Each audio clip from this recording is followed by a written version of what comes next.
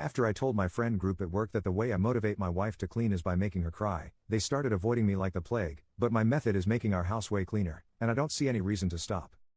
Okay, so I know the title makes it sound bad, but hear me out. I, 28M, have been married to my wife Lindsay, 25F, for 2 years. We've been together for 7. Our marriage is great. Despite us both being busy with work, we still make time to go on dates and be intimate with each other whenever we can. I work in engineering and Lindsay is an RN, so I pay for most of the bills and utilities. We split the bills, but I pay for majority of the costs because I make more. Lindsay usually fully covers grocery costs and the Wi-Fi, which isn't much because it's just the two of us. I feel that since I make and spend more money, Lindsay should make up for that in housework. I'm not some traditional wife-desiring jerk. I think it's great that she works and has goals for her career. I want her to. I feel like our chores are split fairly. It changes day by day depending on our schedules, but typically, Lindsay cooks our meals. She is much better than me. Trust me, you don't want me anywhere near a kitchen, but it's nothing fancy or requiring a lot of effort. She does the dishes and vacuums, but it's not daily. It's more like an as-needed basis. I take out the trash weekly and wash our cars about once a month. This has always seemed fair to me, but recently I've felt frustrated with her. I've been at my current job for 6 years and I've developed really great friendships in my time here. There's a few of us that always get together on break for lunch and whatnot. One of my coworkers, John, has been married to his wife Claire for about 10 years if my memory serves correctly. About a month ago, John invited me and the rest of the gang plus our wives to have dinner at their house. Claire is a stay-at-home mom, so she handles everything at home while John works and brings home the bacon. I know this sounds bad, but I was jealous. Not because she's a stay-at-home mom, I don't want kids, but because John has a wife that actually puts effort into her food and cleaning. Their house was immaculate, completely spotless, no dishes left in the sink, little knick-knacks left out on countertops, nothing. I couldn't believe it. Claire set the table and waited on everyone. She was thoughtful and made sure everyone's glasses were always full and would ask if she could get us more food, etc. She made filet mignon with mashed potatoes and roasted vegetables on the side. It was amazing, and I can't remember the last time Lindsay put any effort into our meals. It's always something lazy like pasta, a lot of chicken-centered meals, tacos, quesadillas, everything requiring little to no effort. On the drive home, Lindsay made a comment about how Claire is an amazing cook and said she would like to have dinner with them again because they're great people. I agreed with her and said something along the lines of, you could also be more adventurous with your meal choices so we can eat good at home too. She took offense to this and said she didn't realize her food was so bad. I said it wasn't, but it's nothing compared to Claire's because she puts no effort into it. She stopped talking to me and was pouting like a child. She went to bed without speaking to me that night. I ended up apologizing the next day when she got home and she forgave me. Fast forward a week later and I became more and more frustrated. She was working 12-hour shifts more than usual, and as a result, her housework suffered.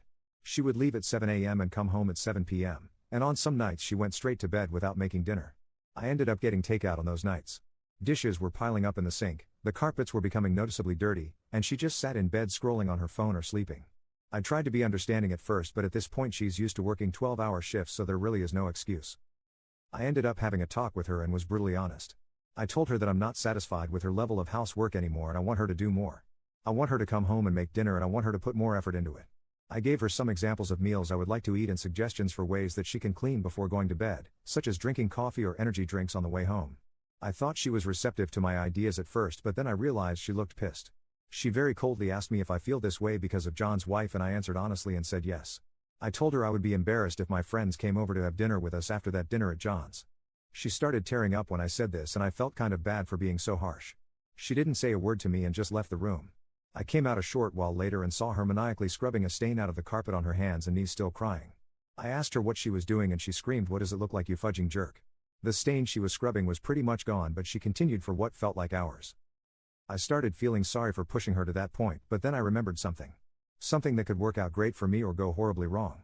When she was in high school, she was Baker acted, I will not disclose details out of respect, and was in a psych ward. She told me she used to neglect herself when she felt really depressed, but after being in the ward, she obsessively cleans when she feels depressed or overwhelmed because of the habits they drilled into her. I almost felt like a DC villain because of the huge smirk that crept on my face. So, the next night she got home at 7 p.m. I told her I had something to confess to her and she looked petrified. I told her I was sorry, but I watched porn while she was at work because I was lonely. She ended up throwing up from crying so much, but just as I thought, she started cleaning. She washed all the dishes by hand instead of using the dishwasher. She dusted everything, every fan, every TV screen, every shelf. I didn't want it to be too obvious, so I started limiting this trick to 4x a week max. Skip to present day, I made a joke at lunch with my coworkers about how I trained my wife to love cleaning. Everyone was laughing and asked for the secret, so I said all I have to do is make her cry and she can't wait to clean.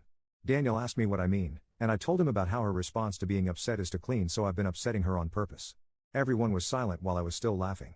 Adam asked why in a very unamused tone. I spilled the beans about how Claire made me realize how unmotivated my wife is, and I wish Lindsay was more like her. The rest of lunch was pretty awkward and I felt like I made everyone uncomfortable. I ended up texting John to ask if I did something wrong because he didn't come by my station before leaving like he usually does. He told me he felt really weird about the way I was treating my wife and idealizing his. He told me I was being a jerk and emotionally abusing her when I should just communicate. I argued against this because I did communicate. I told her exactly what I wanted from her and all she did was make excuses about being tired from work and needing sleep.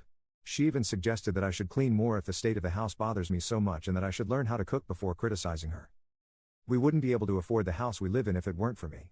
The lifestyle we live is because of me, so why can't she just show appreciation by cleaning and cooking better meals? It's been 3 days now and I am now sitting alone at lunch.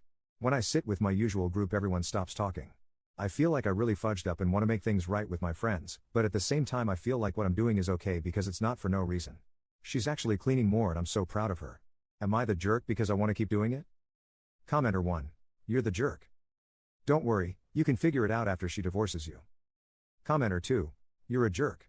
Household chores are divided in accordance with the number of hours worked outside of the home, not income. If your wife is working 12-hour shifts, you should be doing most of the housework, not just half. Commenter 3. You got me at the first few sentences and I almost agreed. But then it gets worse. You just sound like an ungrateful entitled brat who never appreciates his wife. You're a jerk. Fake. But if it was real, you'd be one of the worst people I've ever seen on this sub. Edit. I understand that I'm the jerk now and no, this is not fake. Sorry to deprive you of that comfort. It's impossible not to recognize something is wrong with you when a good 80% of the comments are calling it fake or hoping it is. I understand now that I mentally abused my wife and I do want to fix it. Thank you to the 2 people who actually took the time to offer constructive feedback and advice. As much as I hate the thought I'm going to seek out a professional. It isn't possible for everyone to be wrong and I'm right, even though that's what my brain is telling me. I know something is wrong with me even though my brain is saying there isn't. Thank you all for helping me realize it. As per request, I will update in the future if there are any changes. Update, 4 months later. So, hi. It's been a while. I don't have a lot to say, but I was asked to update if I ever decided to try therapy and I did. I didn't like it. I dropped out of individual therapy after 2 sessions. My therapist was more interested in my childhood than giving me actual advice, but stuck with couples therapy. I tried, I really did. The therapist and my wife would gang up on me. The therapist changed my wife a lot. She went from being kind and soft-spoken to rude and brazen. She would snap on me for absolutely nothing and constantly bring up things I've done in the past to use against me in an argument to try and make me submit. Remember how my wife is an RN? Yeah, well she was frigging cheating on me with some ugly guy working the same shifts as her. She confessed to that in therapy and said if I could forgive her she could forgive all the things I've done. Nothing I have ever done has been close to this. I have never cheated. Vows mean nothing apparently. She also shared a lot of things she never told me, like her last grandparent passing away. In her words, he wouldn't care. Yes, I would have if she told me. She had no reason not to.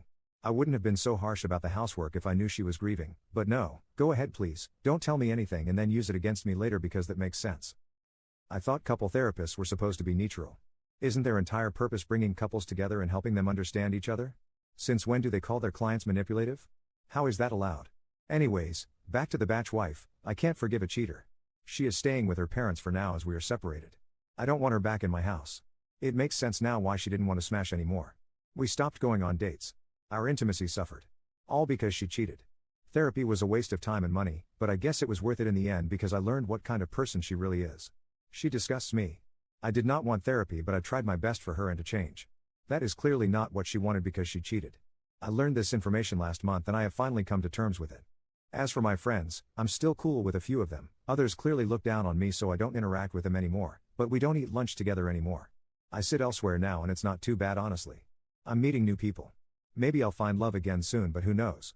My reputation at work in regards to personal matters is kind of bad now. Well, that's really it. Thank you for reading. Commenter. First time I don't have any empathy with a person who was cheated on. That's new. Commenter 2. I concur. Furthermore, she even gave him one last chance there, when she told him about the affair. She said if he could forgive that, she could find a way to forgive him. Then he may as well have spat in her face, when he refused that reasonable offer. Even the offering was more than he deserved. As they say, good riddance to bad rubbish.